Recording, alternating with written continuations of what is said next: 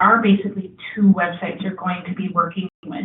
Elite Field I have brought up here is meant for the field use. The website actually, the way that it's built, it allows for you with or without an internet connection. For a specific computer to hit this site for the Elite Field, it actually has to have a connection, and basically you have to get into seeing down all of the information. Anybody's thinking is it up to the Elite site, and it's going to pull down the run form, the users, all the values that are allowed in the run form. All that information has to be pulled down to people. Going forward, you will only need that connection when you're going to sync. And again, looking for changes since the last time a sync was done. And then to post. And post will be at the end of your call when you are completed. You'll have an internet connection. You can post call up to the Elite site for storage. Another thing that you need a connection for is the forgot password that is right here. The password actually gets another website, and you'll have to enter in your email address that is in your staff record, your last name, how it is typed in your staff record, and last, your username. By putting those three pieces of information, it will actually let you reset the password right then and there. You won't have to access an email address. You'll be able to do it right there. The login screen for Elite Field, when we get to the point of actually logging into Elite, you'll see that they're very similar. I have this little Elite up here, but this will be yellow. Blue. The functionality and the look once you get logged in is extremely different, so it is important to make note that you know that you're in the right spot. We suggest that a site is shortcutted on those that will be used in the field, so that you don't even have to know how to type in the address. And the room will not have this access, this agency select. You'll actually skip this. It has access to a demo agency as well as the administrators like they do to test data, test run form things, and so forth. Okay, so since I had an internet connection, what it's doing right now is going ahead and syncing all of this from the Elite site down to this particular computer.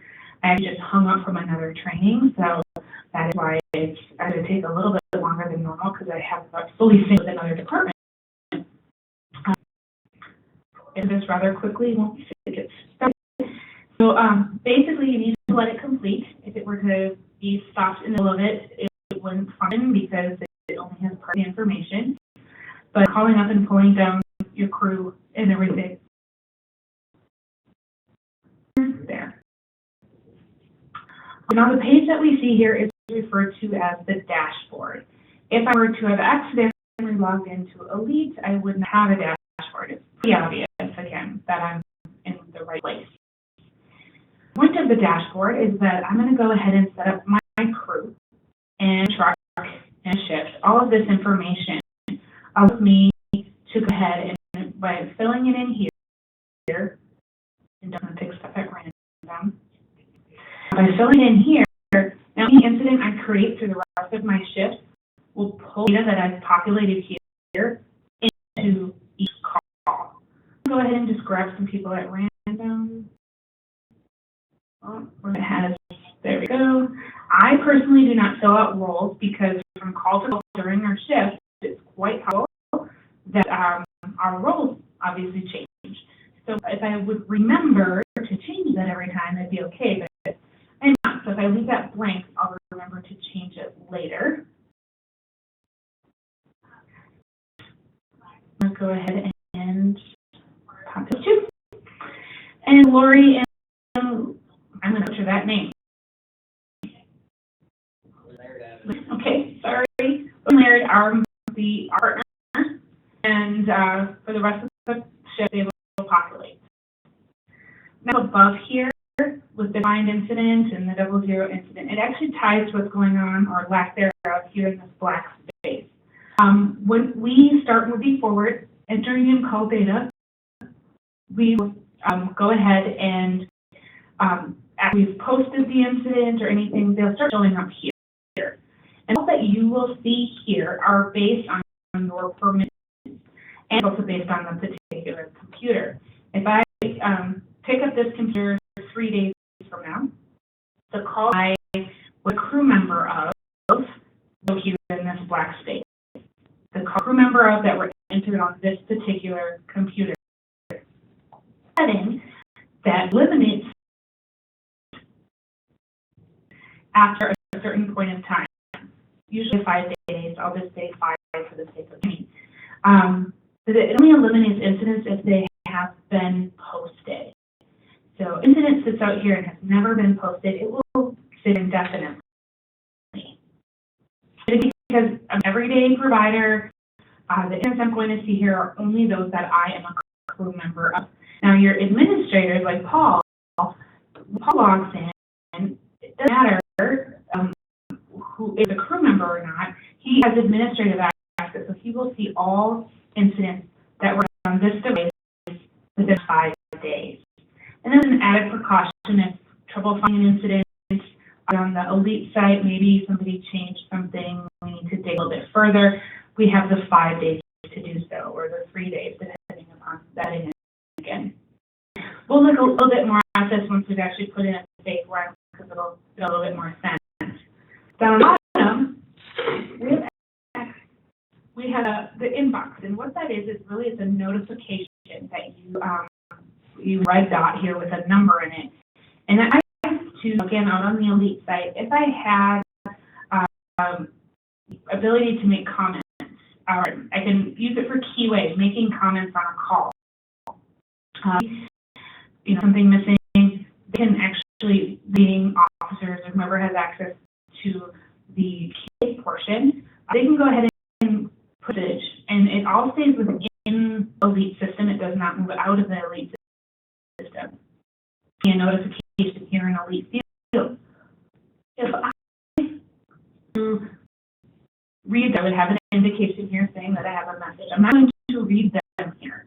This is just telling me that I need to log on to the Elite site and read messages. So maybe again, when I'm back at the station with downtime, I go onto the Elite site, and I'll show you at the end here where we would see that. When I add to Elite field, the little indicator would still be here until I do a sync. Because again, the sync is how I base update the Elite field. Again, if I have an internet connection, it automatically does a sync. But if I do a sync later or any other time, I can go under settings and I have a sync. More manual way to do the sync.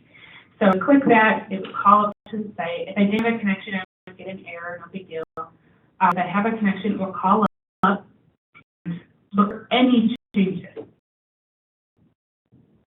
Now, there's anything from a change in the run form to somebody's password, and it doesn't necessarily mean it's your password, it can be anybody's password, and changes others. So if I've read those messages, it sees I've read them, I've done the sync, I come back, and it will be cleared off. Out here under the sync resources, there's the internal keyboard thing, and this is based on it's a user preference. If you're using a device, a computer, that maybe is a touch screen only, you don't have a full keypad, this would be something that maybe you'd want to turn on.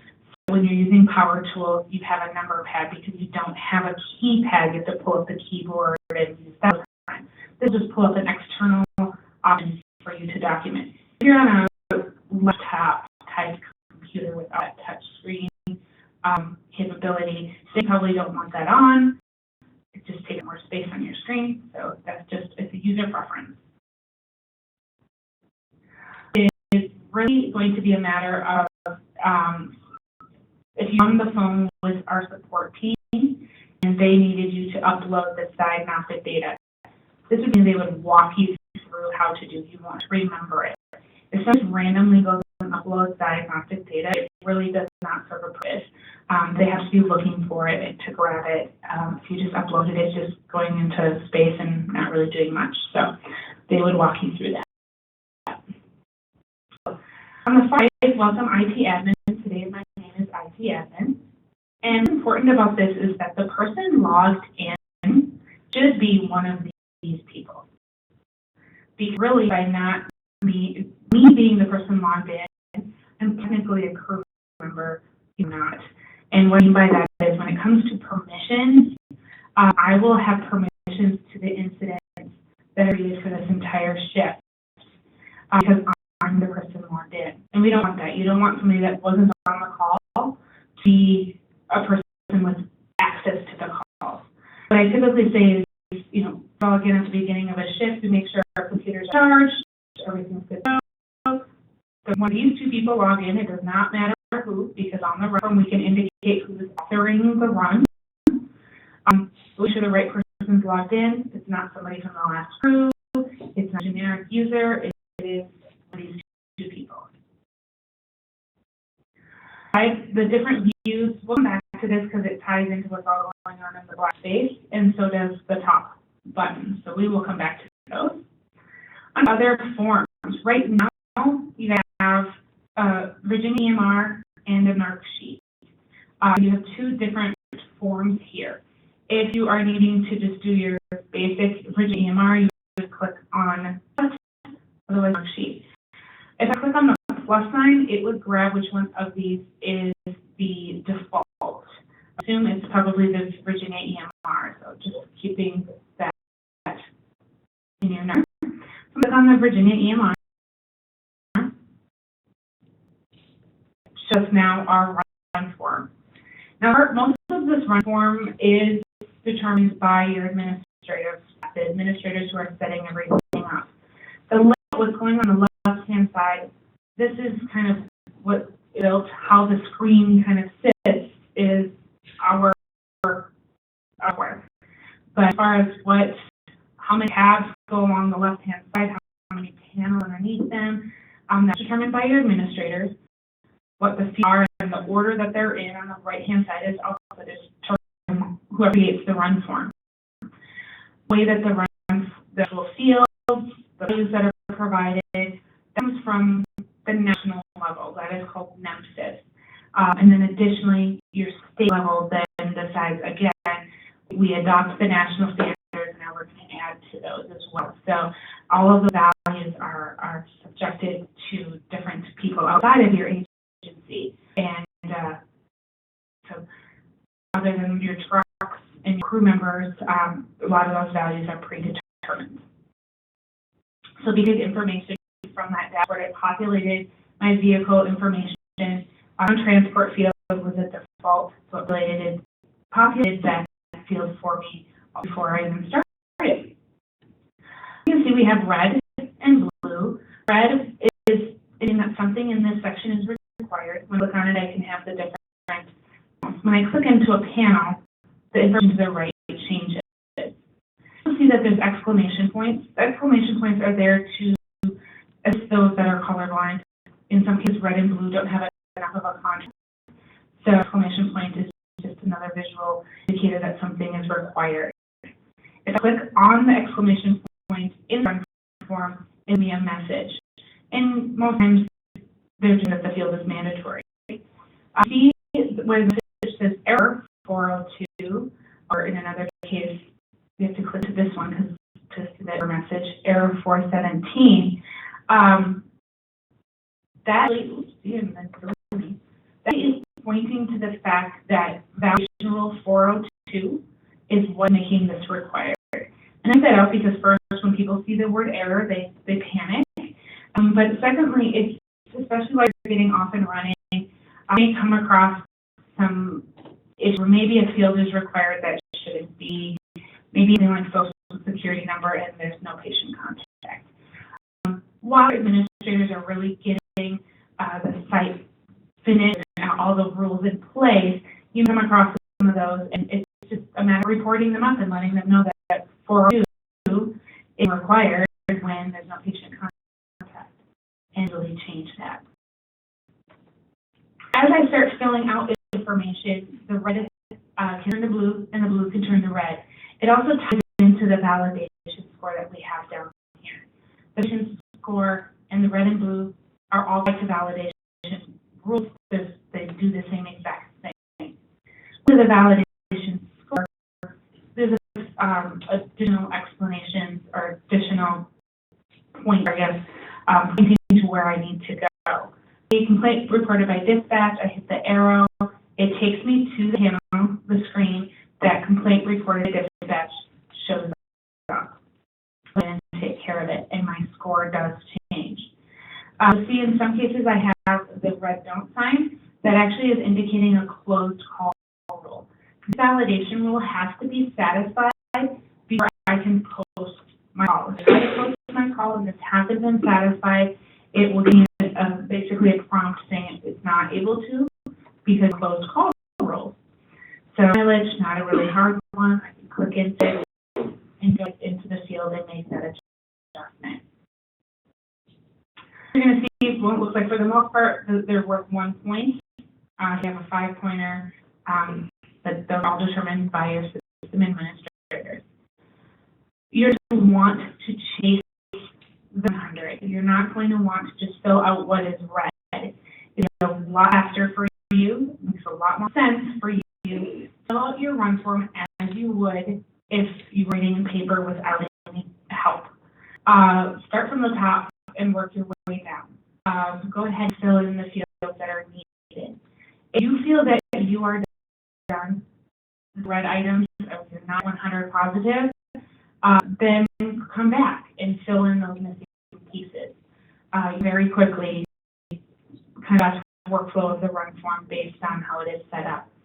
Now, the form that you have today could very well be different in a month from now because of the adjustments that the administrators are doing, but they shouldn't be too different. It's just a matter of moving some fields around. But up there's a find a field on the very top. So maybe I come to a call and this spouse is spouting off that they have some serious medication allergies. They are allergic to penicillin. I come up here and start typing allergy, and it's going to give me the option of every time the word allergy shows up, or that part of the word anyway. I don't sit here and click around trying to find that field. That is to save me some time, and I get right to the medication allergy screen. Now, to get more familiar with your run form as you're moving forward, you're going to be able to use this less and less. This obviously takes a bit more time because I have to click into it and start typing, whereas when I know where the fields are, I'll be able to click it and go right there. I'm right here. It says no patient name entered. Once I have entered in my patient's name, it will be populated here. That's important because we can add a patient to an incident. So in this case, just an example would be we're on the scene of a call. Maybe they're all getting signed off. There's 3 people. We're going to sign them all off.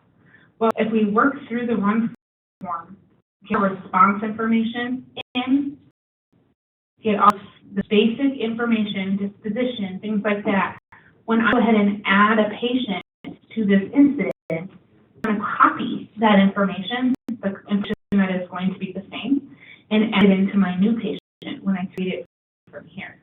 The reason it's important to have your patient name entered, hopefully before you do that, is then when you're working, you know which incident you need to go back into for which patient. It's a little harder to go strictly off of numbers. Just go ahead and throw in, just going to put in that piece, it will populate it here and I wouldn't know. We will go through and put in a fake run in a bit, and I will show you kind of how it works out. Under menu is where you can go ahead and add attachments. You can add any attachment you need to your incident, if you can get it to your computer. I've had cases of kind of add video to an incident, and it really depends upon the kind of video and how long, if it can be added, because some of those videos have a lot of disk space, so they're not allowed. It has to do with the size of the file. But you do have quite a bit of space anyway, so you should be okay, or you should be okay rather. The addendums. Every department across the country has a different idea of how and when addendums should be done. Typically, I see it that after a call has been billed, if there are needed changes, you do an addendum rather than changing the incident.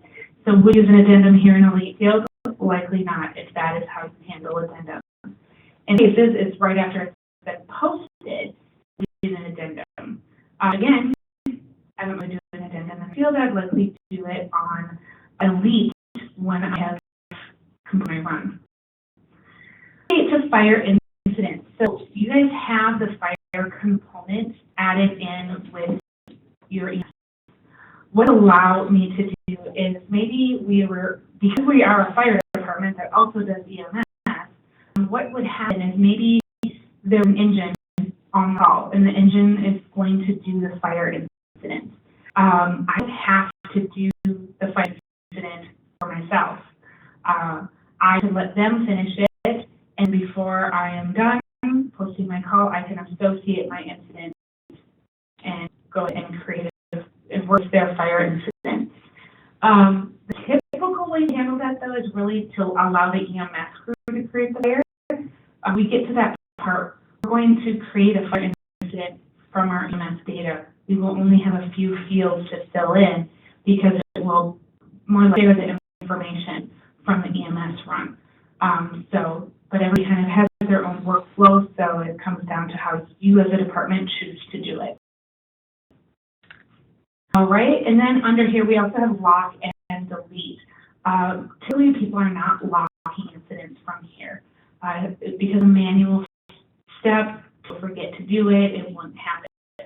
Why I have the ability to lock is it locks the incident down so nobody can make a change to that incident unless they have permissions to unlock. In that case, maybe you have an officer unlock it for you if they have permissions, and then you can make the change you need. We have to delete. Really, you should ever delete an incident if it was an accidental creation or just doing a fake run for practice. If a real incident, let the system take care of it. Do not manually delete the incident. That is the status. The status is another workflow item that, upon posting, maybe it stays in progress, but maybe somebody reviews it and changes the status. In very near future, there'll be some additional items wrapped around the status so that the administrators can determine who has the ability to change statuses, or that a provider can change the status from in progress, but can only change it to requires review, just to eliminate incidental changes in status. But again, flow item to see how you as a department manage your call. Here are the power tools. The power tools allow you to document with bigger buttons, screen. You can go ahead and just go and document without having to use a drop down. You can say who did it, when okay, documents over in the provider actions area with the vital signs. Now I know that there's some things that worked on that power tool that are causing that to still be red. That's okay. We'll that can be done in a power tool actually can be done in the run form and vice versa. So it is definitely a user preference. You may know that you prefer to your vital signs out here versus over in the virtual, or if you do an EKG integration, you may find that because you do vitals out on the monitor, you can use either of these. Once you pull the case from your monitor, you will come into some of these areas and finish off the function. For instance, if I say I have a blood pressure, it's possible that I'll have to say how was the blood pressure taken. I can't document that on my monitor. I can only document blood pressure. The things, and we'll come back to these when we get to that point and say not our fake incident. Additional worksheets. You can go back between the power tools and the worksheets. Right now you have just the one. Looks like an error in loading it, so it may just not be a worksheet. Basically, the point of worksheets is anything that you may have previously been documenting, maybe on paper, and then you were scanning it in and adding it to your run. It could be added in a worksheet. I can create worksheets that consider any kind of information. Maybe it's a questionnaire, or maybe it's mental exam, whatnot, in order to send somebody off. I can do signatures in it. It fill out a worksheet. And if it's okay, it actually attaches it. It becomes a part of my incident. And now, when I want to print it in a PDF, it's a part of PDF. I've seen people use it, everything from a just for well care, if maybe any kind of abuse, a worksheet for it, to documenting a mental exam. A lot of different things come out here. Some people even do their in a worksheet. You can do it against medical advice in the run form, but with it done in a worksheet, it's just bigger and easier to read for people. The timeline, you can see that the vital that I filled out a minute ago, it shows here. What will end up being is after I have done a bunch of care for my patient, I have it all here, and what helps is for me to come here and just kind of make sure it all makes sense. So we have something to look at more. It's a patient encounter timeline. This has the ability to use something called repeat patient. And when we use repeat patients, we also get the access to these patient encounters. And what an encounter timeline allows is, for example, is maybe you have that patient that you guys pick up every week or every couple weeks that has some diabetes, really bad, that's not taking care of diabetes or whichever. So you're picking them up all the time. Well, if we use the repeat patient and we search in a regular person, now that we've used a repeat patient, we can actually come over into the encounter timeline and be able to see any number of different things. The encounter timeline based up that blood glucose, we have that diabetic. We can go ahead and look at the last 90 days. I can change this, but it obviously only goes back as far as the data is available. Typically, if you're to read it in the data form, it'll just be the date and then the glucose level. There is a graph form, but when you have a lot of data, it's actually make it hard to read. And then we and the times, and I already notice that you just have that built into the run form. It doesn't necessarily need to be in the run because it's only over here as well. If I fill out a field here, it will populate it automatically in the run form and vice versa. So go ahead and document 0 miles at scene and do an ending odometer of 12 minutes. You go down to the odometer here and you can see it's filled in. Naturally fill it out both places.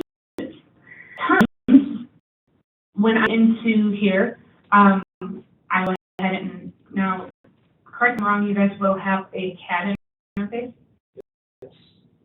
Okay. Always print this out though, just to be sure, because if your CAD were to ever go down, you still need to manually know how to do it. So then populate my time, so I can hit the clock. But I can actually click into the field, and I can add a minute, I can add 5 minutes. I can't take away time, I can only add time. If I need to take away time, just click in, use your space key, and clean it up. But I go into here, I can add a minute, and so we run scene, patient, we'll go there. You can go ahead and use this, or you can just click it and use your keypad, either way. But see, I filled that in, and it did populate into the field here. We have the EKG button. So if you choose to do the EKG integration, that work is done on the monitor and then pairing up the monitor with this computer. Each computer will have to have that all set up individually. But basically, once I'm done with my case, the very end of my call is where I go ahead and pull in my EKG case. Now, keeping in mind, if you do vitals on your monitor, they pull in as well. So I may have to go back into my patient encounter and clean it up. I will also pull my 12 lead and for procedures, for medical device. The device portion actually will document here. That is where basically your interpretation and everything will end up. So then from the monitor, it will end up in this area. All this procedures in the procedure area, and if you do code markers for medications or anything, they are there. You can pull in CAD as many workflow is I my call, I go up to the CAD button, and I find my call. It's not yet, but sometimes what will make it easier is if you put your information up here, it will get rid of all of the other unit information. So you'll only yours. I go ahead and pick my call, and it will populate in then all of my CAD information. Now at the end of my call, after I've pulled in my EKG, everything, I can pull my CAD in again. Keep in one thing, and I always use this example of maybe the dispatch center sent me the wrong apartment number. Maybe the car was at one apartment, but it is in another.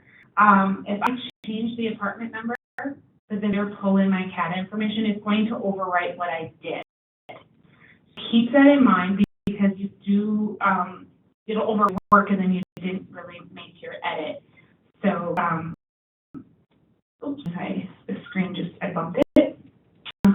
So keep in mind because, again, if you make your edit, you'll have to make it twice. So save edit to the very end. You'll learn the best workflow. Print, and print is not necessarily print. A paper is not coming out of your computer. It is a print preview. So once we have some data here, we can come and look at the print preview. It's just a preview of the entire run. It's not the print that you're going to actually print off or anything. We have the post button. The post and the close button actually auto save before they function. So if I hit post, it will save first and then post. Same for close. You actually don't have to hit the save button. It auto saves constantly. As I move between tabs, you'll see it flicker because it will go to gray real quick. It saves all the time. If I post, it saves. It saves. So I don't have to worry about losing information because it's saving. Into the don't have an internet connection. If I hit post, I don't have a connection. It simply give me an error, no big deal, letting know that I can't post right now. I just close it and I post it when I do have a connection. It's not going to hurt anything. Now, we input in a fake run. I'm not going to hit every single field. Every field needs an explanation. They're pretty easy. Down through the screen, I will explain how and why some of the fields work the way they do. So for instance, we have the unit and crew information that I pull in. I accidentally had a limited one, so we'll go ahead and put in, let's see, who did I have before? Lori. And we're going to say Lori was the primary caregiver. Now you can see that there are more than one option. It's a multi-select now. But when you see the three lines, that means it's a multi-select. When you see the drop-down arrow, it means it's a single select. So I can only select one value, but here I can select several. As a department, I don't believe your state requires that you have a primary caregiver at scene and transport, and driver at scene and transport. As a department, you'll have to determine what's the best way to handle that. Let's go ahead and we'll just say that she's the primary and go ahead and do the driver. Hit OK. And the red has gone away because we've given them roles and we have cleaned everything up. Agencies on the scene, you can see there's on the scene, what those agencies were on the scene. You document who was on the scene. And now you can have that. If we have to go back and document that there were other departments on the scene, we can go back and forth until we documented them all. And then we're going to just level of care. We'll put that word basic. Response information. Always defaulted that we're treating and transporting. So if there's a cancel, you can see I have some blue change over to the left. But unit, we're going to transport it ourselves. But dispatch location, what location maybe where you dispatch. Because you guys are going to be pulling in from CAD, that will document your incident number. But if you ever need, that's down again, like that example, you'll be able to type in your number. I'm just going to number here. We have traditional defaults. Now, defaults are only as good as people are willing to change them. If there's change we need to do, then we need to go ahead and make that. If you don't change things, your data will be kind of crazy, and I'm pretty sure your state will hurt a bit because it won't make sense.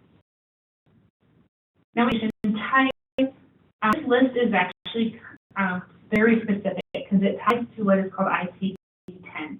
Basically, what ELITE is the NEMSIS 3 product. NEMS is the national governing body of how data collection is done in the electronic means. Now, what happens is they get to determine what we use for values. And what NEMSIS 3 is trying to do is push us closer to document like a hospital or like a clinic so that outcome data makes sense. And the software, it was EMS only data. It didn't really tie into clinical data. So outcome information was a bit difficult to gather.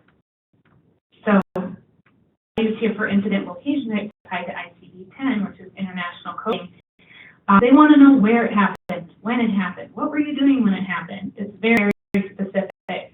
Some of these lists are very, very specific, and it's because of that change how EMS data is collected.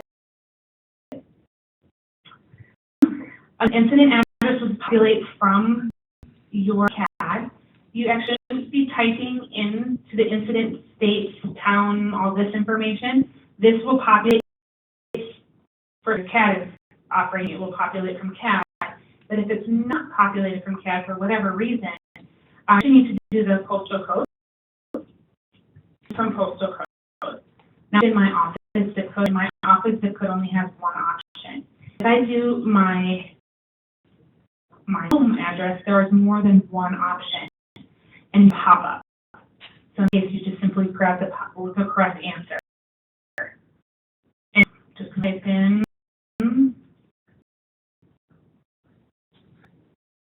down, and we have some defaults with our ways and time in our mileage. Now, what's seen yet? No, so I don't have this information, so I'm simply going to skip it. So I've filled in it already, but move for patient information. Now I can find a repeat patient, or I could add a patient to my incident. We're kind of two things going on here. First, we'll look at repeat patient. Repeat patient is a helpful tool. It's there to speed up your work. If we're picking up a patient we had picked up before, there's no reason for me to type in their information again. Now, patients only stay in the repeat patient database for an amount of time, and that's set at your discretion of your administrators. Typically about 120 days. If you don't pick somebody up in 120 days, the next time you do pick them up, their information likely is going to change it, or there's that they'll be picked up again. It's just how it works out. But the point is for those repeat patients that we get frequently. We need to search every single time, even when we think positively we've never picked up this patient. You need to come in and search because it's possible and they're trying to pick them up. But you search by the last name first. And I search by the last name, okay, they're definitely not in here. I X out of it and go upon my way. A really common last name, I type in Smith or something, and I get a bunch of options. I could throw in the first letter of the first name to help a bit. So that you have a duplicate, if somebody just doesn't search adequately, it's possible. Grab the top one, because that's the most current one. Also, we'll come in here if there's several duplicates. That would be something worthy of telling the administrator, because they do have the ability to clean up that list. But when we have duplicates, that counter timeline I showed you with being able to look at the glucose levels from previous times, that ability really gets hurt, because now my patient has been split up between several records. So I want to keep sure we're searching we're looking at the right information. Never really wanting to search by social security number, because if the patient's social security number was not documented previously, you're not going to find the patient. It's going to say they don't exist. Put the name and go from there. Place is the demographic information, memory, and billing information. You still need to verify all of that information, but I am sure that it will save you quite a bit of time just to add things here and there or making some changes rather than having to add it all from scratch. It's time saver, and it has a purpose. So if everybody uses it appropriately, it will definitely be a benefit. Adding a patient to an incident. So in that situation, maybe we have a offender, we're signing all the patients off, or maybe we're going to transfer one, but we need to sign off the rest of the people. I hand off my computer. Maybe I've been documenting the patient care, hand off the computer to my partner while I continue care, and my partner goes and gets the rest of the other people's information. Well, partner can go ahead and do add patient to incident. Edit my initial page, but now copy all of the response information. I have to redo any of this information. Now, time is in mileage, and it doesn't, so you have to, if you get to a point where you have to change any of that. But other than that, now I get to where I'm at a clean slate. This can be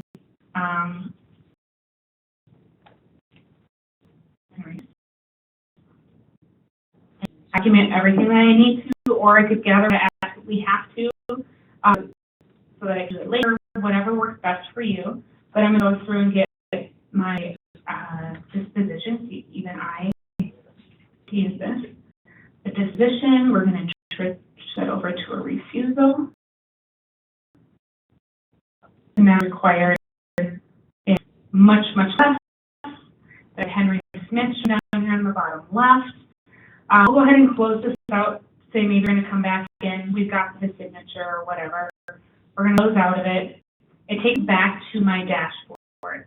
And at the dashboard, it will show me both my initial call and this was actually my second call, and this was the first call. And then with this view, if I use one of these two views, I don't actually see the patient's name. The last view lets me see that patient's name. This is the one I need to go back into when I off my computer.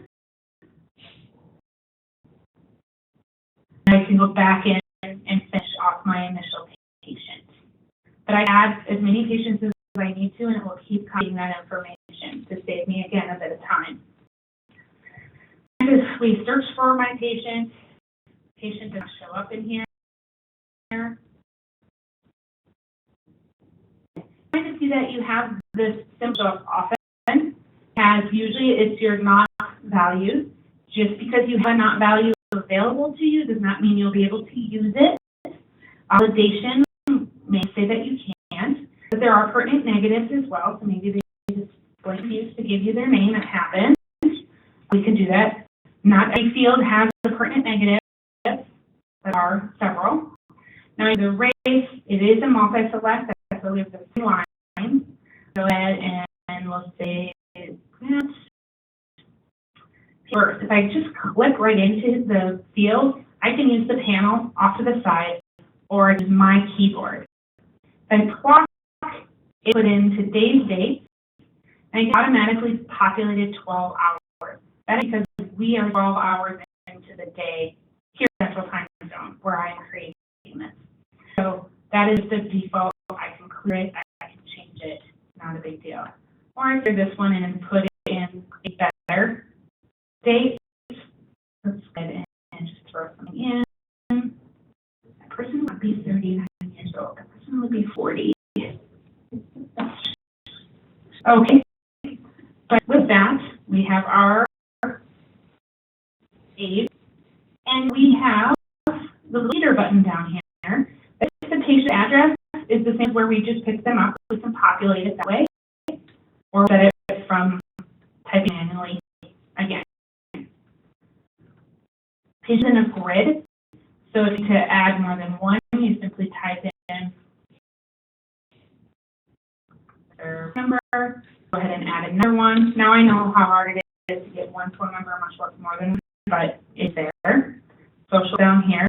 There's no reports you're not going to have to go into. That is for that outcome data. Medical history. Here's the patient care, med search history. This is very specific, again, because it ties back to ICD-10. But you can see that there's been some work done on this list. Actually a while ago, the state data manager for the state of Virginia actually went through and cleaned up this list considerably. It's about 600,000 different values, and you didn't want that. They made this list much more manageable. Diabetes before being chopped down had over 140 values. Our diagnosis code. So cleaned it up, made it much more manageable. Now we can actually go through and list that makes sense for EMS. And having done so, helps if I can type. It is possible, and I right here, but something like hypothermia was turned hypothermia. Hypertension was turned off. We need to get the values turned on. Very, very easy thing for your administrators to do. I'm actually making a note of it, so but some silly things were accidentally turned off. There's a field for the administrators for all. You can actually place right here that is med surgical other, and field can be placed here, and then it's a type in. So not find what they're looking for, they type it in. But I stress that it's only once you can't find what you're looking for, as that information that is the field does not come with a repeat patient, only used for the time being. The report can be written off of that field so that when you see something showing up several times, you can add it into the list. Now down to current medications. This list, again, is something controlled at the national level. It's called RX norm. And RX norm is basically every medication a doctor can write a prescription out of for in this state, including over the counter. So I did something like Tylenol, and you can see there is a bunch of Tylenol in here. Same for Benadryl. If you can't find a med, it's either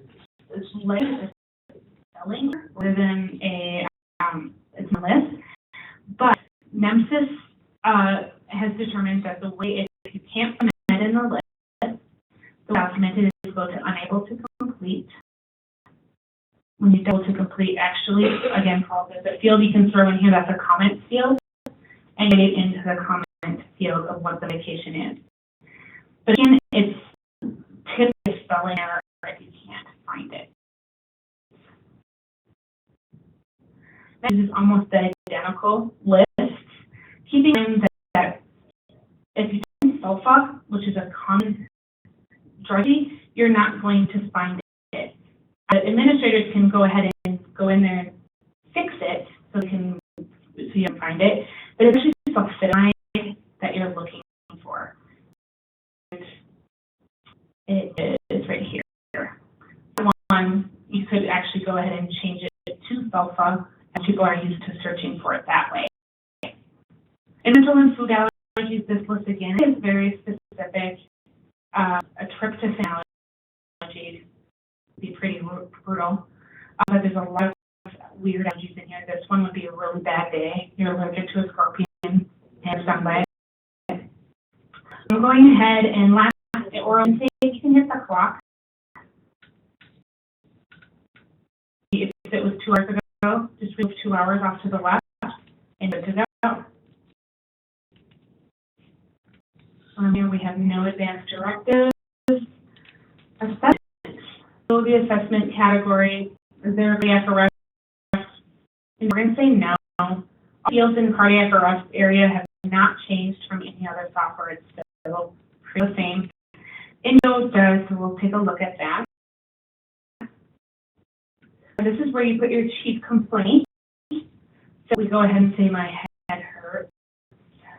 Chief complaint's been going on for 30 minutes. Okay, I can go back in here and do a secondary.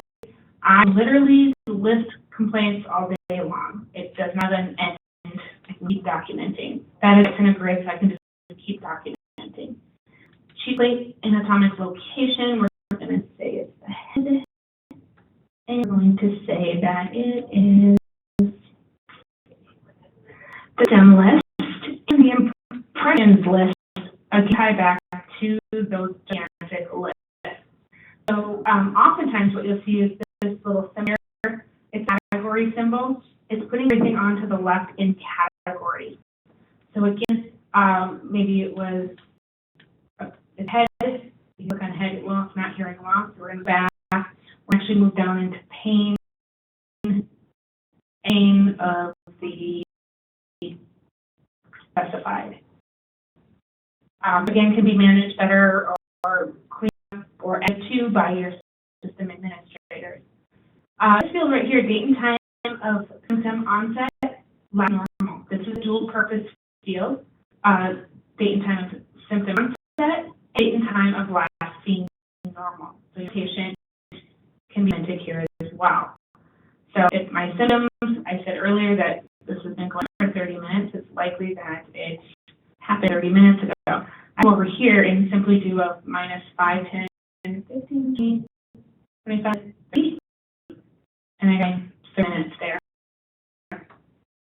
Associated symptoms, still monster list, typically that. Impression, again, big list. We're going to just say pain. That's not what I meant to do, but we'll leave it for now. We'll see.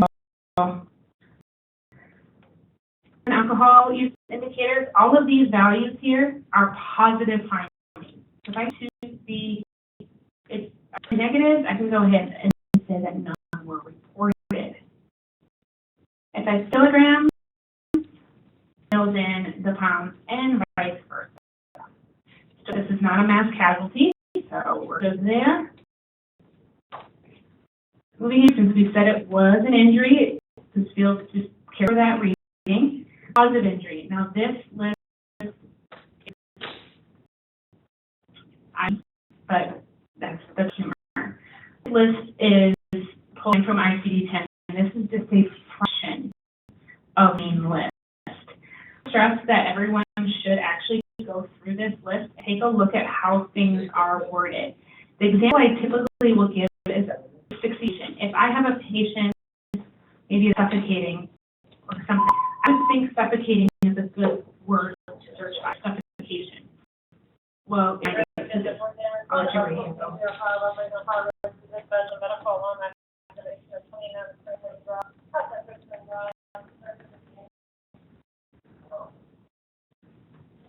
No, I'm used to it, no worries.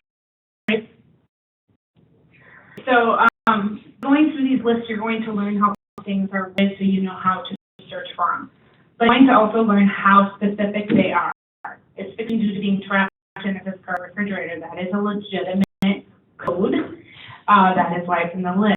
Like I told you, this is a fraction of the true list. The true list is even more insane. I'm sure you have a lot of volcanoes in the area. Yeah. You can turn that one off. But actually, the one value that is not in the list is burned by water ski. That's it. And pick the best one. We'll say that the fell or fall from furniture. I'll say that. So the triage criteria and the MOI high risk factors, I'm pointing because each value, they're very specific, so you typically have to kind of go through and see if your patient matches any of these. The category list makes it a little bit easier to read. Will work if they match the trauma criteria. MOI has even more specific values. This has an exam finding not present. This particular field for the main area of vehicle impacted by collision. Off to the left, once you click into it, you get this field. And really this is I'm in the sky looking down at the vehicle. It's the vehicle was impacted. Now deal was a rollover and landed up on its tire, but there's no area of impact. If this was rollover and it landed on its roof, well, the area of impact was the roof. Unless they were hit and them to roll over, then that's the impact. I question a lot of times with rollovers, how to document that. This ends up going to the NTSB, the National Highway Transportation Bureau. I use this information. So if you're not sure what impacted, pick what you think was the initial impact. Only select one value, and it's a number value. So you test one.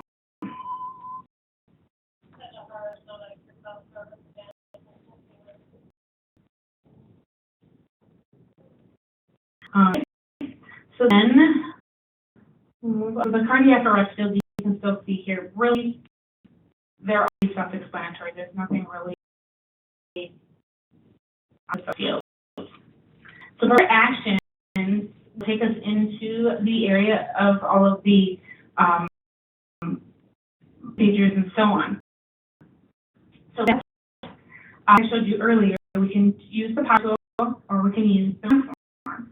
The assessment of a patient in form is kind of labor intensive, combative, but normal. And a little bit cold and clammy. Have an abrasion. I'd have to go into the eyes, either do them individually or do it bilaterally. We could say it's normal. Dragging down the screen, and I have to get into all the extremities and so on. This can take a bit of time. And I show you that is the assessment power tool, more visual tool. I have all of the body parts, and click on my time that I'm doing it. Go ahead and say the skin assessment was unclean, mental was combative, was normal. I don't have to type anything. It makes it faster. In the assessment, I could do it bilaterally or reactive. Then I could say normal shoulder, the left shoulder, maybe an abrasion, and switch location, go to the right shoulder, say normal. Moving on. I have a lot of different values, especially when I get into lungs, I get into the heart. And so I do want to show in the hands and foot. You can turn, if you choose to, you turn off the individual toes and don't care. It's just a matter of the state of them off and you didn't. I never assessed each individual toe. I've only ever assessed the foot, and then if something was wrong with the toe, I documented it. So we can say that maybe it was normal. Thing right, left. Now the not done. Most, I don't know about all of you guys, but when I went through EMT back however many years ago, if we do it, we simply didn't document anything. Some require you to say if you didn't do it, that you didn't do it. I don't believe your state requires that, but there are some states out there. So in that, you actually can say, I did not assess that part. It's available. And there is my assess much faster, a little bit more fluid in the work. Actually, I did forget to show you in the assessment. I'll show you quick. We're in a body part. You always tail section over here, so if you need to make notes, you just go. Right. Things with the power tools. Something like let's just do this power tool. All of the patients are in here. I go ahead and medication. Is that you guys don't have medication in your list, or I'm sorry, aspirin in your list? Okay, I'll get it added. It's not a big deal. I go ahead and just say I gave albuterol. And go and document all of the givings, all of everything. Selected Lori as the crew member because Lori is the primary crew member. So if it needed to switch, we could easily do so. Prior here, no. And I didn't fill all these pieces in. I'm going to do inhaling. And I forget my dosage, but I'm just going to hit OK. Okay. It is red because I didn't fill out information. We're going to get up to this. I can't even remember. Say that. 2.5. Thank you.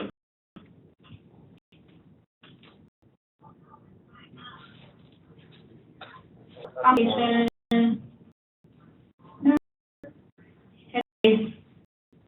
And this is happy. So that's just as administrators can actually, those that were required that weren't in there or whatnot, we can make sure that they're in the Power Tools.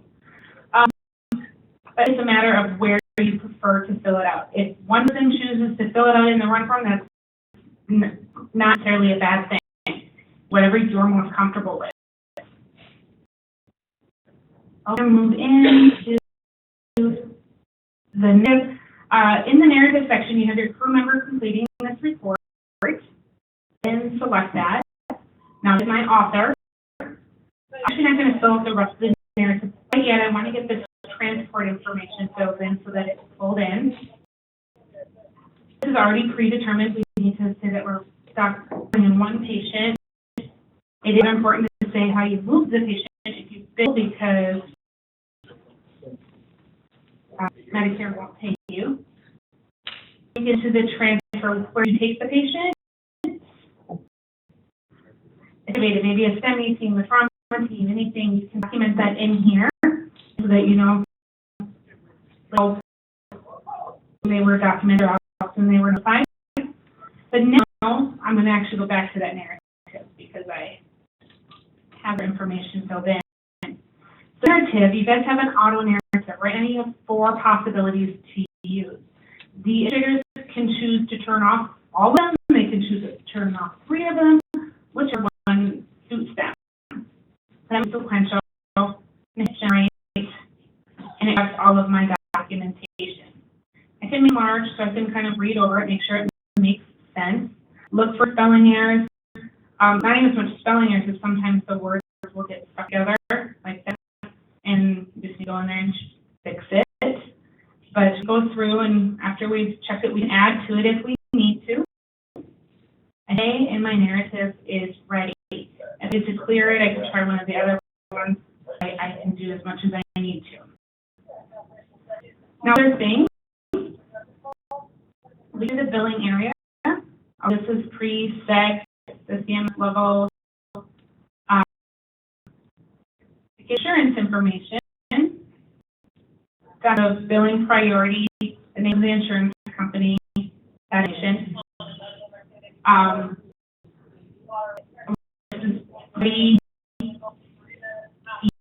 The PCS form isn't necessarily that you're going to fill out a PCS form. You're going to take it from your PCS form that you're in from the physician and that in here so that later it's not having, you can still scan it in and have it as an attachment, but now it's part of your data, so it's actually reportable data, section that can be used later. Section, you have to use this could be removed after your run form. The subsection, some departments bill for specific supplies, and you can build this out in the run form by having those supplies here, and then if I can document that so that the billing company then knows that I use those supplies. This section is going to be vastly different than used. In the signature section, I need to document first who's signing, which is actually down here. It's my patient. There we go, the patient. Reason they're signing. So we're going to be signing for the HIPAA and the billing. Okay. Because we are selecting all the reasons they have to sign, they're only going to have to sign one time. If I get to do one, they may have to sign again, and hard enough to get them signed the first time. If they're autographed, here, and actually, there is a button that we can put on this that will allow to put the patient's name so you don't have to type it.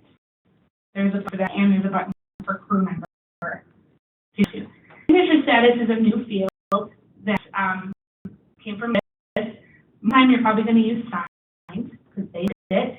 In the case that they're not signing, you can say why they didn't sign. So this wouldn't be filled in.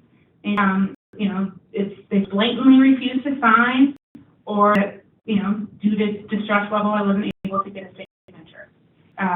But more than probably be signed. Fill that in, hit OK, and my patient signature. Now back, we can go ahead and do our crew member signature.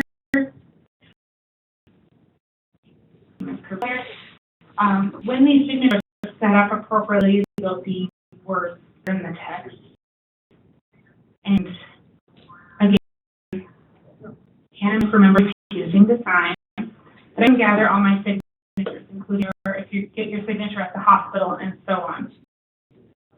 I'm actually going to just quickly take a look at what is required. Here we have some files that we didn't fill in that are required. I'm going to worry about them for today. Second service and left scene. So we'll go and fill those in. So we're just seeing at, we'll say, 1300. We have at the hospital at 1309. And service at 1320.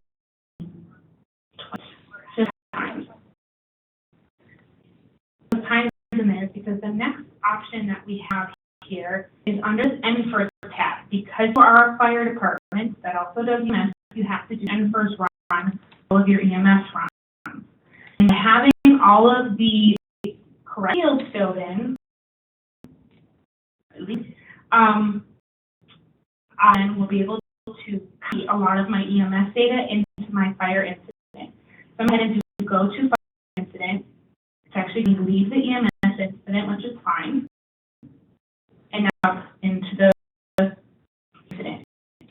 Now, it could be defaulted as well because we're going to say this case.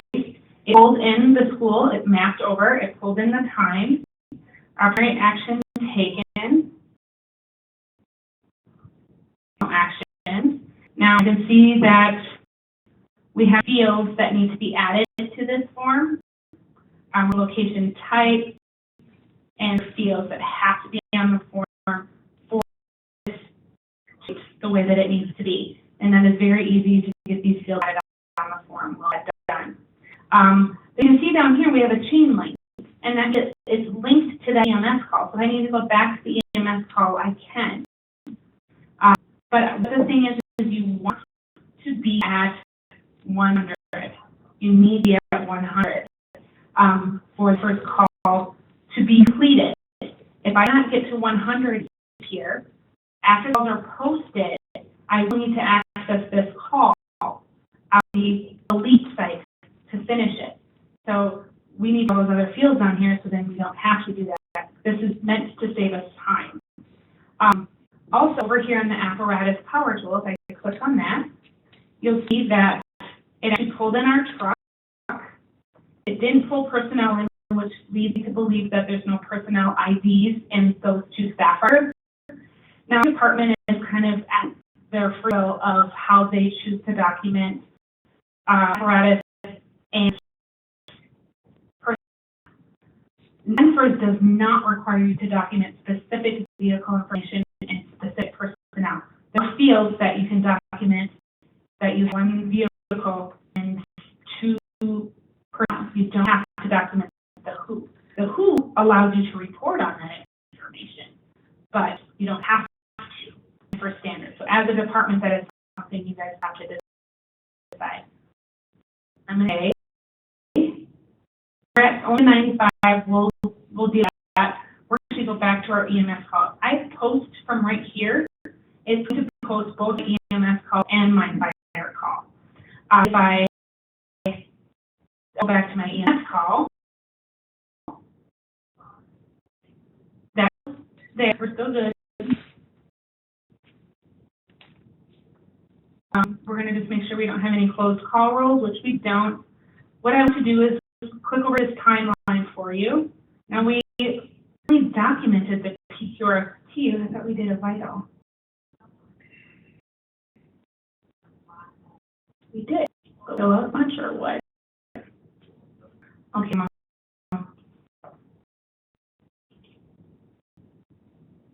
Give them here. There's something to look at. Well, let's run to this one. So you can see here, if I go up to the funnel and get rid of all that other jazz and just see what I did. Now this one is red because it is red in the run form. I go into okay. The reason why you would look at it here, what's that?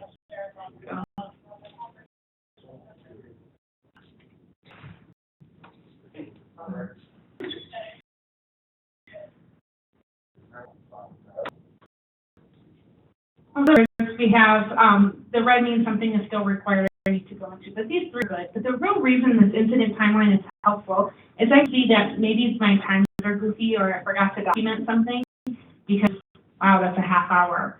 Maybe I was missing something. Now, if I pulled in a case from my EKG monitor, I would have likely some stuff to clean up because on my monitor I can't document how I did a blood pressure if that is required. I can document what arm I did it on if it's required. So I may pull in my EKG case and still have some, but this is helpful. And then encounter, had I used a repeat patient, I could see that. So we're going to act as if I don't have an internet connection. But first off, I guess I should do the print preview. I said I would. The printers in the browser looks fine, looks beautiful. But if I actually tried to print this, it would be I have the web address on it and whatnot. It's not very pretty. So it's you just when I bring up for review. So I close out of here, acting as if I don't have a connection. You fire call on the network. The fire call is associated in the background of this EMS incident. I don't see it here. But if I go ahead and post, I can do a select all and post previous one. Now, if any closed call rules that weren't finished on call, it won't let me post it. It'll tell me so. When I do a select all, if I had calls from previous days, it would select those as well. When I hit post, I had selected those. Give me a prompt also stating that you're only wanting to post new incidents, not all of them, and you have to indicate which one. I'm going to post. Now, this is a mark as finished. So what that means is, are you done with this call? There is absolutely no reason you're going to go in and change any of this. I'm actually not going to mark it because I want to go back into it and change some things.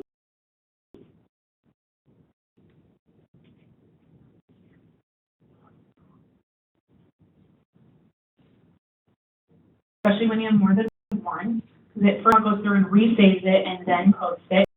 And it's posting technically 3 incidents because this one has that second one in.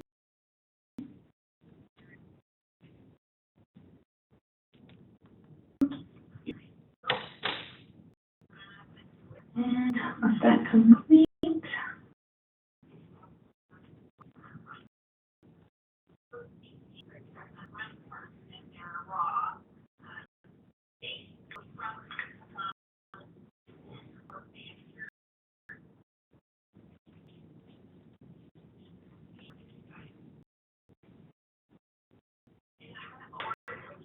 come on.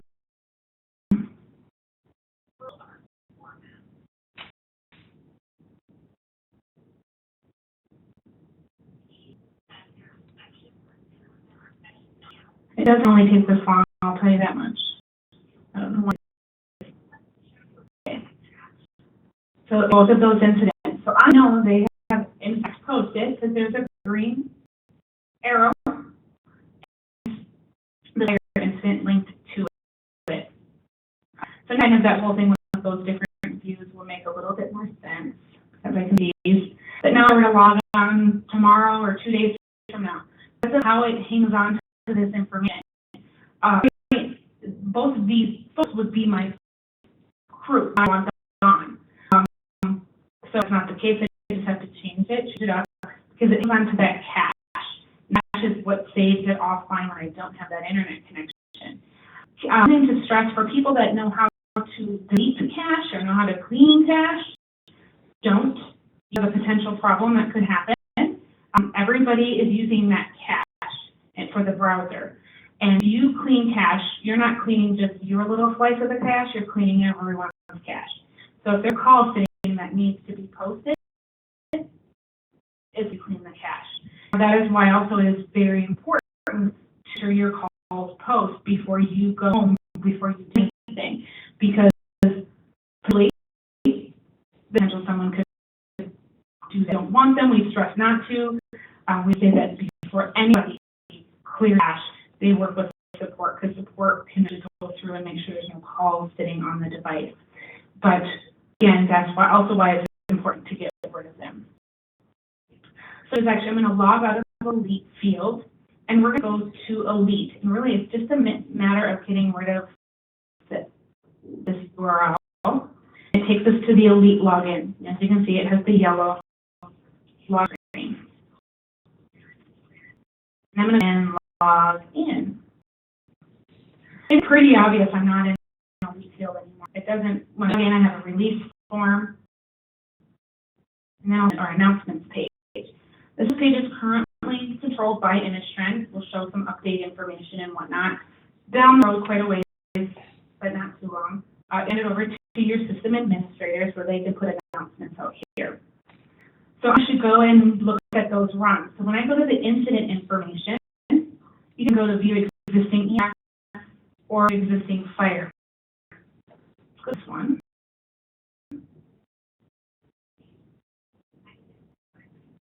It's going to pull up an incident list.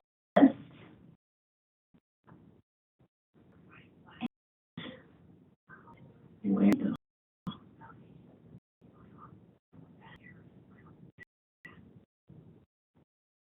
Okay, it's very strange that it wasn't pulling it up. Here's our incident that we did. Here's a secondary one we did as well. Now, and like I said earlier, if I have an attachment and attach to this incident, I simply go right into the attachment section and add it in there. I view the attachments that way.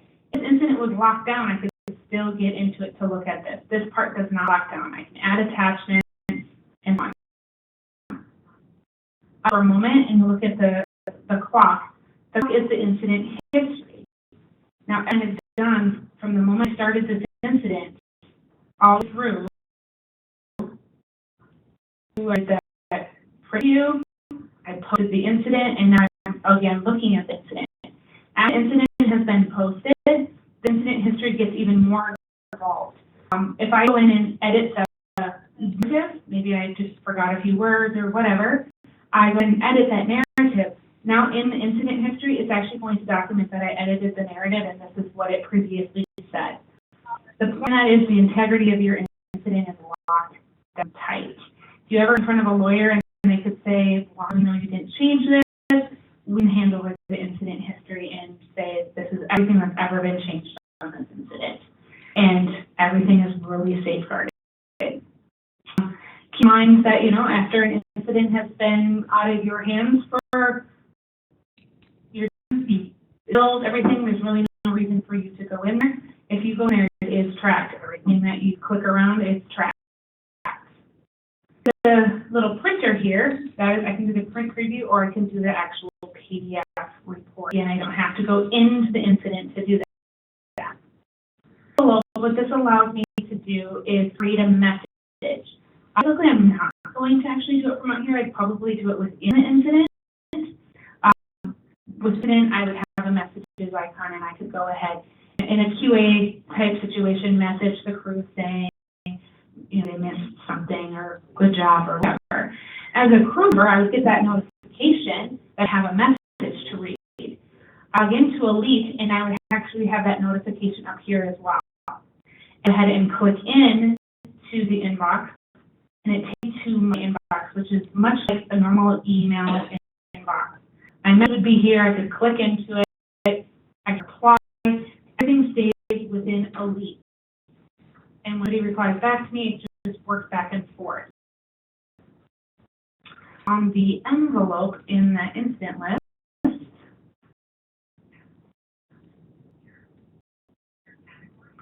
if I look in this is on envelope, it just allows me to create the image right from here. But I'm more than likely going to create that from inside just so that I'm really looking at it from in there. Other things, just if I was the person that actually wanted to go ahead and lock my call because I'm with it, or I wanted to change the status because I'm done with it, highlight it, I can update the status from right here. Again, I don't have to go into the incident. I do go into the incident, it looks virtually the same as it did on the Elite field. Minor exceptions, I now have a post button because I'm at the posting date. I do have, it doesn't say Elite field because I'm not an Elite field, but other than that, it's very much the same. Other things going on here. So again, up to incidents, I could go to that fire incident. Technically can create incidents from here. I should be creating EMS incidents from in here. I should be creating those in the field. But if I need to create a fire incident, I can do so from right here. Maybe it's not being created from EMS. I need to create it from scratch. I can do so from right here. I can create it from CAT. I create it from CAT. I have to go up and pull my call in, and it will create for me. Other things over on the far right, this would actually say your name. I do drop down. I have access to an account. Now the account is going to be your user account, but that doesn't mean you have access to make any changes. Based pins set up how or what I can change. The county right here, this allows me to actually go back to the version 2 site. Whatever reason, I need to go to that site. If I go here, it will actually have me my passwords, so then I don't have to have 2 passwords for the different sites. I'll be able to go between the sites without that. Community, I have Help in University. University is set up so that all sections of the system be reviewed. Under the tab, we have been doing webinars for well over a year now on all the different areas. And there is one here on Elite field. Actually is a video training we just did, but it's using your right form. This video likely doesn't have the From Fire option in it, but it's the field training. So if somebody couldn't make training, somebody's just not getting it, needs some review, they could watch this video again and kind of see if it helps or not. But all those items are available. But there's a lot of content out here. Here are the release notes, and I always point this out, especially for the administrative staff, because Elite is a piece that is constantly going to be added to, at least over the next couple of years. That is very important that watching these release notes, reading up on the notes, there's a video with them as well. The way you're going to know that there's new features is if you follow these. So how are you going to know that a new feature's been added unless they are following the notes? The thing is the support suite access. Right under community, you can go to support. And this takes you to our support website. The support website allows you to submit a support ticket. Typically, normal workflow for a department would be to take it up to your administrator, and they would submit the ticket and work with our support. But there's times where that person's not available and you have to submit a ticket. You do so right out of the Elite, and you have to register your email. If you register your email, it just allows you access to review all of your previous tickets. You submit a ticket, put in your email address and everything, and it will bring back to you. They'll respond to you if they need to contact you. If you provide the phone number, they can contact you. This is really important, especially for after hours. Support network support hours. Support network EMS hours. They work office hours. They are available 7:30 Central to 5 p.m. Central. This is outside of normal hours. If you call in, you have a voicemail, and you can leave a voicemail. It does create a ticket. However, the subject line in the ticket is a voicemail, and so it takes someone to listen to the voicemail before that you're going to get a response. Typically, next business day. You submit a ticket. Maybe it's on the weekend, and your site is from being able to do your job. That'd be reason to come in here, submit a ticket, put a tick line of I'm unable to post calls or unable to do something, whichever it is. Put a high priority. Just people monitoring these tickets. There's subject lines like that, and we'll get someone to contact you and work on it. When this is in green here, you can also chat with a support person. Typically, it should be a small issue. If it's something catastrophic or on the bigger side, more complicated, they're going to need to talk to you. But something maybe smaller, you could probably do that route. But use that support piece, and you'll get the response that you need. And just a couple other things, just to make you aware, the administrators can actually build up different views here on fire and the EMS side. Under the configuration, you can build up different views. And in cases, I have people that build up a view that is just for a certain shift. So maybe a shift captain of some sort, I can come in and look at my entire shift if it allows me to see the calls. But different views can be used for, I can have a cardiac arrest view, I can have a trauma view, I can have all sorts of views. Right now, when it has the star, it's the default view. So what you see here is on that default view. When I search here, gotta remember it's defaulted to start with. So if I switch it over to maybe contains and I want to find all runs created by Dean Thompson, I can start typing Thompson. And there are Dean's calls that are in here for that range. If I'm, just his house, because it was cross address, contains is important because it defaults to start with. So make sure you're on contains and you'll see your call there. There's added filters. They're hidden right here. This view only has one filter, but they're hidden right there. And that is from elite to elite. Since I'm more than happy to answer. Can we go through the fire form real quick? Please. I know it's similar, but maybe we can have it when we... So actually, I'm going to back up for a second because I went too fast. I want to explain something as soon as it catches up with me. What in the world right now? Okay, I'm going to hit close. Milieu. When I went up here to incidents to create, so you have this EMS NFIRS. This is the one that we'll have to modify a little bit to get the rest of the incident in place when we're getting from EMS. If you're not creating from EMS, creating from Elite, you need using the default form, the one with the star. The form has all of the required fields. This was a smaller form because it pertains to EMS. So we're going to NFIRS form.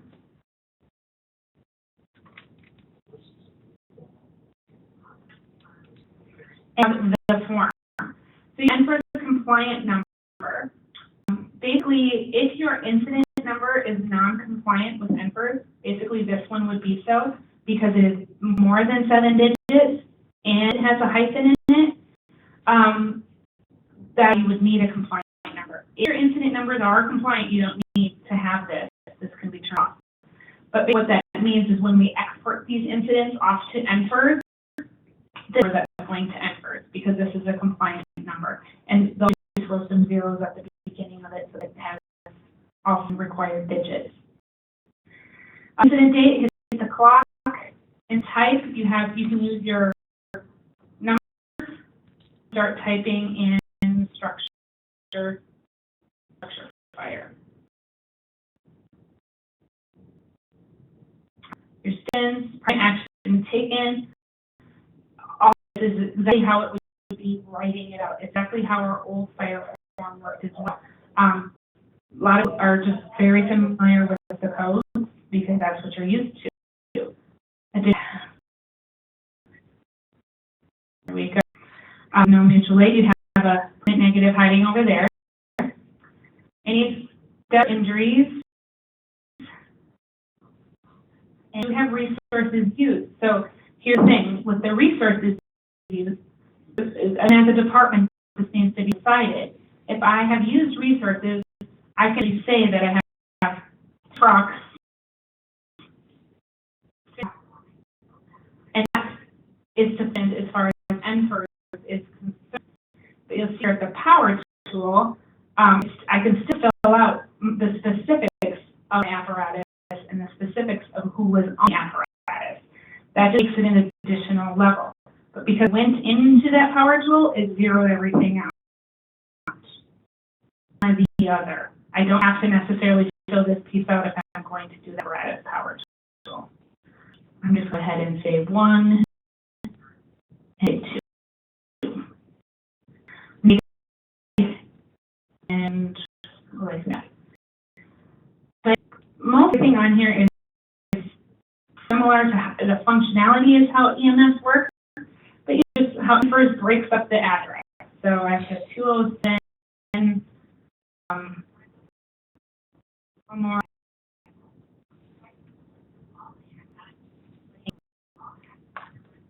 We could code, so put it in for me. I want it just like I would any other place.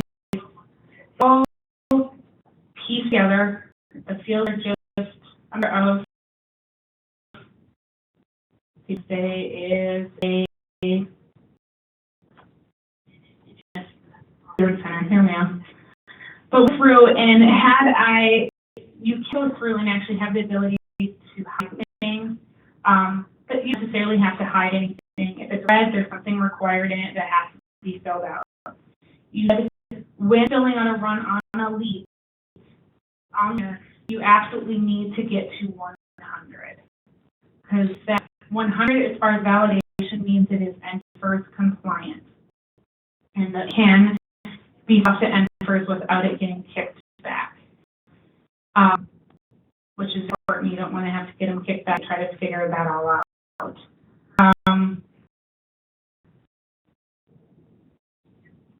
In here that is, it's a safer form, but just drop down. And you don't have to use any books to know your codes because you have them available to you.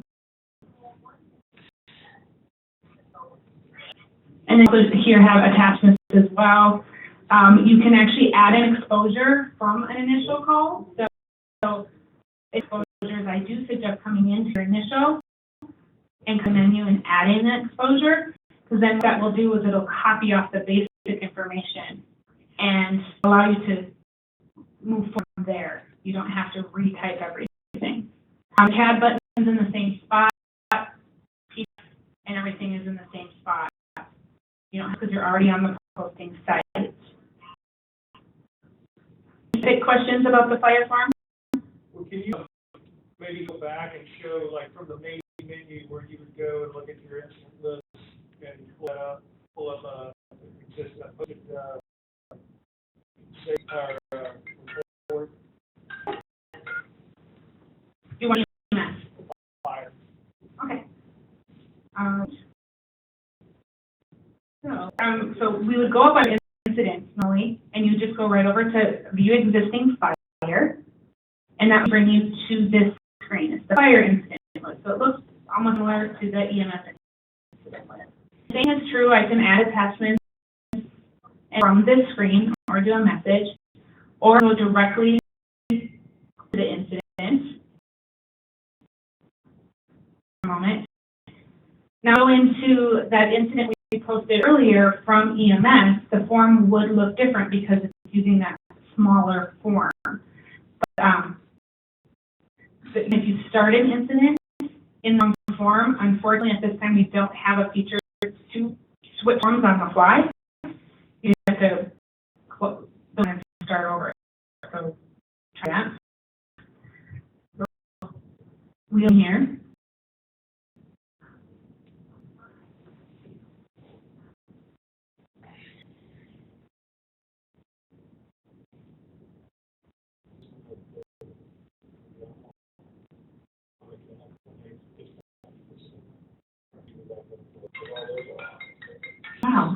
It's moving very slow.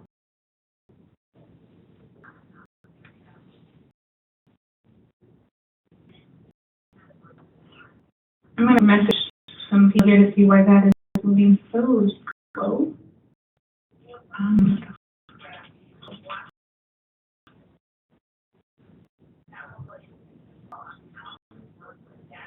Okay, so I was able to open it up, and there is the incident that we mentioned earlier. And then this one is tied to that EMS call we did earlier and posted. Anytime the chain link down here, you can click on it and go to the other incident. Which is helpful. This one, remember, if we had the two different patients associated with this fire incident. So I just took both of them from the fire incident. And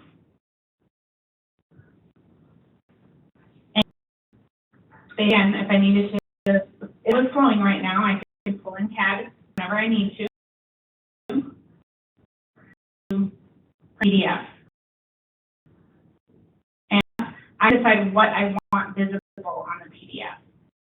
If there's a reason for me to show HazMat when it's not HazMat call, our additional narratives, then go ahead and click into it. I go ahead and populate that.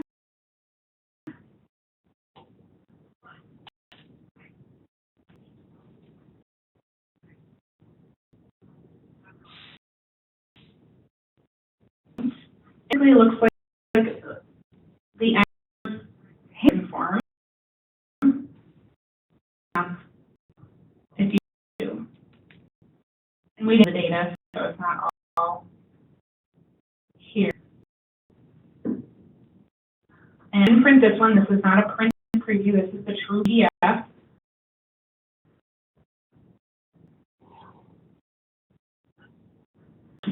And you can make changes that you need to and hit save.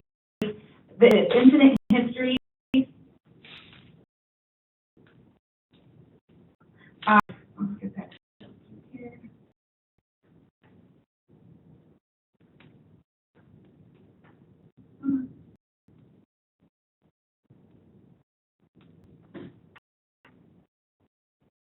So here, there's not an incident history for fire incidents. If you needed incident history for some reason, that's something that has to come in as a request. We can pull it from the database, but it's not relevant on the screen with EMS. Same, if there are ways to build different views that we visit the other providers, and it's kind of tied in the same way as well. I have to be listed on the fire incident for me to see it, unless I've been given different permissions to see all incidents. Okay. Really, I'm trying to see if there's anything else that really thing. Any questions?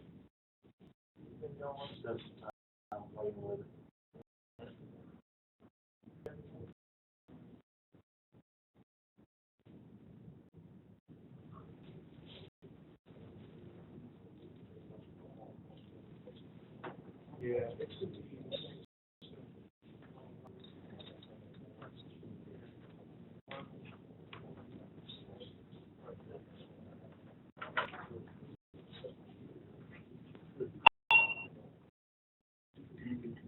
Okay. I think that's good. If you guys come up with more questions that you guys aren't able to answer, you can always pick them up tomorrow. Okay, that's great. All right. Okay. You guys have a great one. Thank you much. Bye.